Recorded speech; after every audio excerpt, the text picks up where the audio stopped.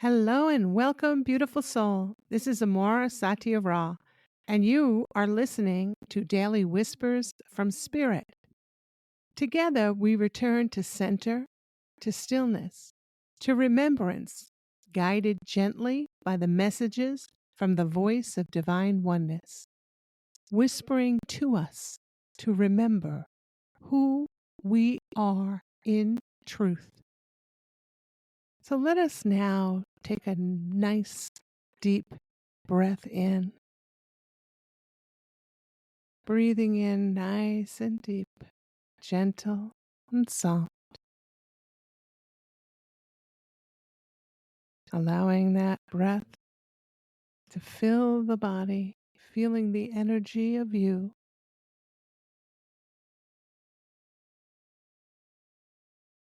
And now, as you exhale, release the noise of the world. Just nice and gentle, just release. Relaxed and open to receive. You are here now, and Spirit is speaking with you. The whisper message for today. Watch your signs and symbols that surround you always. Listen carefully. Watch with focus to witness all of life speaking to you, as all hold consciousness. The way is given. Realize this takes place in every moment. You are never alone. Cast aside to figure out on your own all of life's mysteries and experiences. Oh no, you are always together as one. As you open to the language of the universe, your life reveals the divine play in what you call magical and mystical ways to awaken you to the truth of your being. Voice of divine oneness. Let's breathe in that message.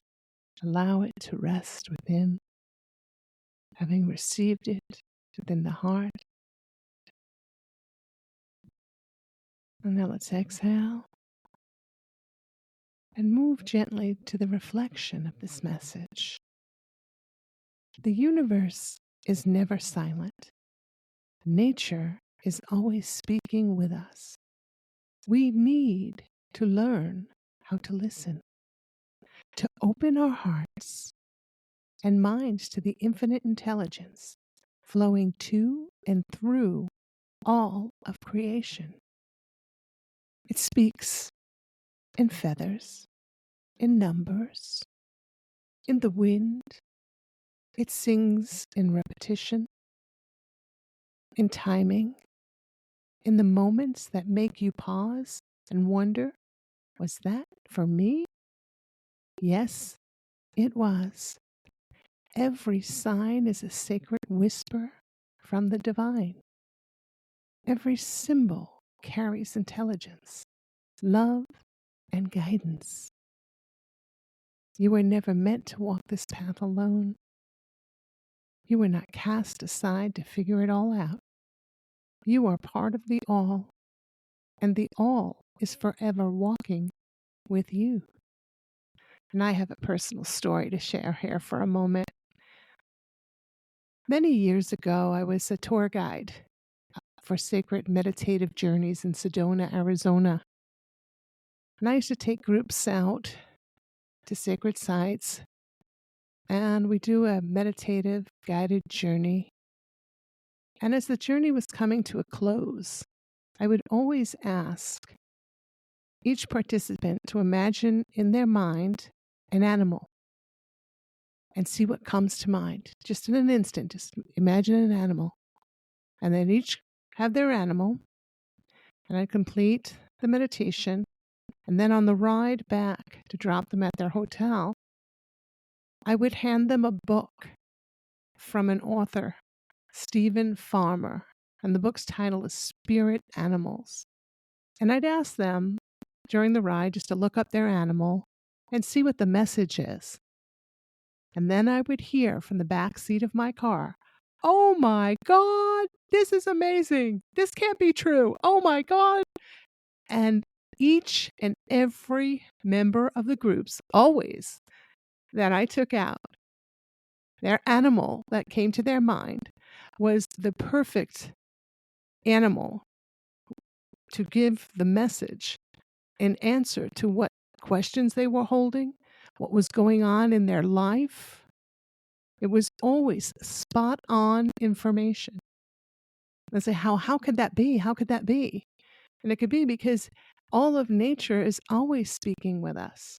When we open our heart and allow ourselves to receive the information, it's there and it's accurate. This is not woo-woo stuff. This is nature. This is our interconnectedness with all that is. This is the oneness. This is the information that is available to us in each and every breath. If we're willing to open up to the possibilities, if we're willing to allow ourselves to experience, if we're willing to learn how the language of the universe speaks to us,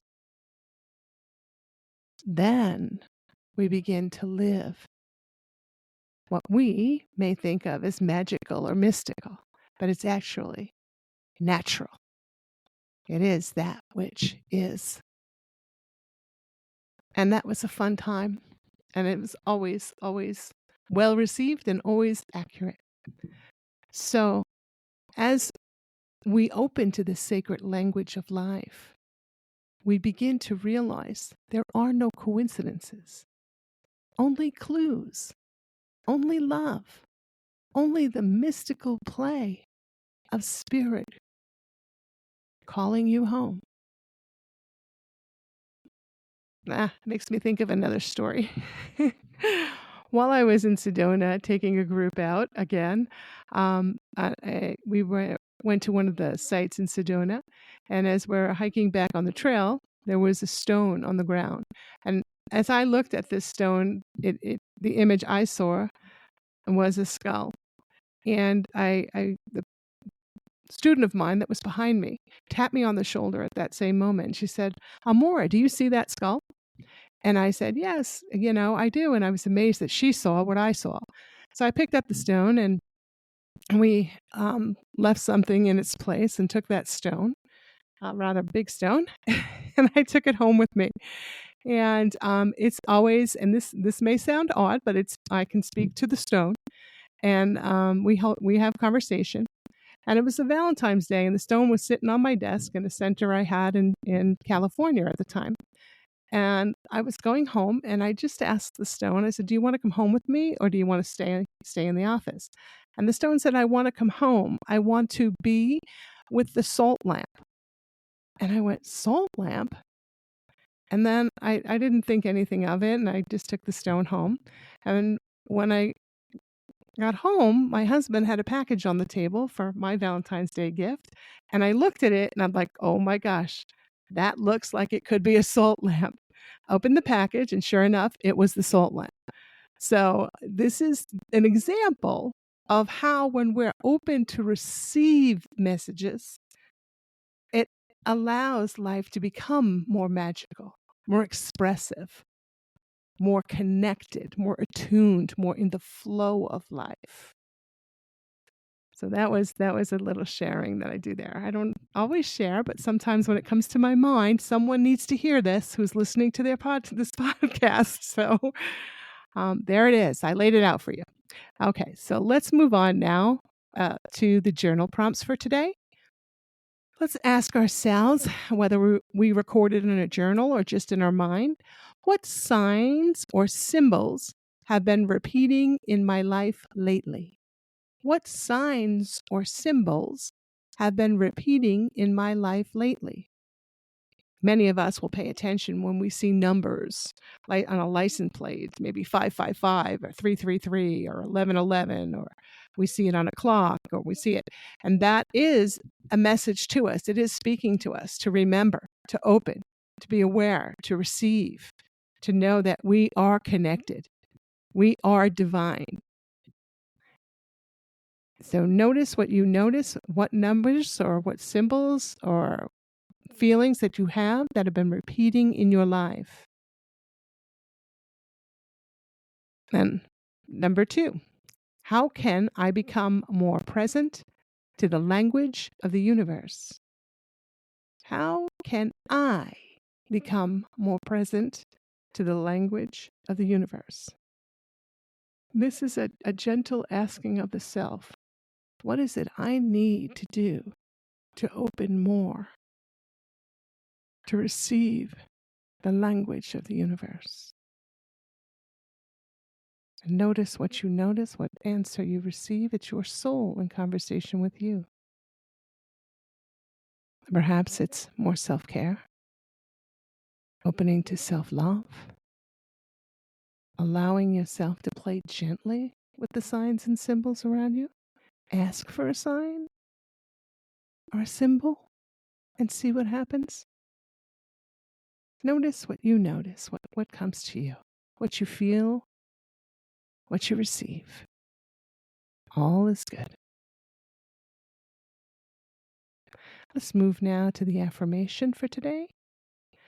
I am attuned to the language of the universe. All of life speaks to me in love. I am attuned to the language of the universe. All of life speaks to me in love. And as we say these affirmations, we say them with conviction. And as affirmation is to be said with conviction. I am attuned to the language of the universe. All of life speaks to me in love. Yes, it does. Yes, it does. Yes, it does. And that brings our message for today to a close. And now for the closing prayer. Divine Presence, open my heart and senses to your whispers. Let me walk in awareness. Let me listen without fear. And let me remember always that I am never alone, but forever held in the sacred dialogue of oneness. Amen. And so it is. It is done. May you walk in this day surrounded by love, filled with joy. Thank you for joining me for this day's Daily Whisper. Until tomorrow, go in peace. Bye-bye.